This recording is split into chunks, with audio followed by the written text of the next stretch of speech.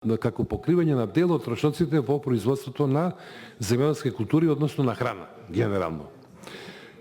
И има, тие се директни мерки, има скриени мерки за кои што не е вака убаво да се зборува, заради тоа што правиме себе си штета.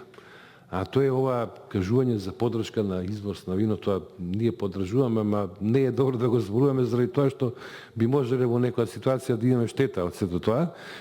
Тоа што дава државата што поддржува супер, нека се задоволни, нека се зголемува извозот и на вистина се зголемува.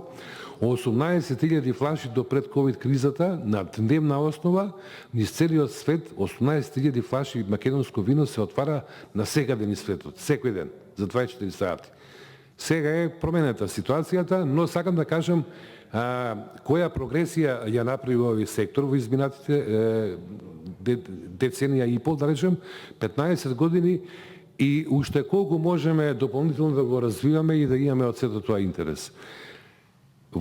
Само во таа насока ми беше меѓу другото и амандманот за формирање на интервентниот фонд. Ќе дојде време кога ќе ни треба, тоа ќе се чудиме. Нема да има ковид, ќе го надминеме и така натаму, дај Боже. Меѓутоа ќе има критични ситуации во земјоделството, секогаш има критични ситуации. Земјоделството е отворена фабрика под небо.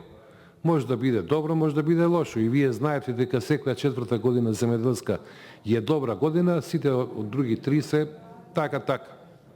А во лозарството пак се знае која е добра лозарска година и затоа и најмногу и најскапо е тоа грозје, вино од таа добра лозарска година, кога е укомпонирана и содржината на киселини, на шеќер во гроздовото зрно, да не ложам и така натаму.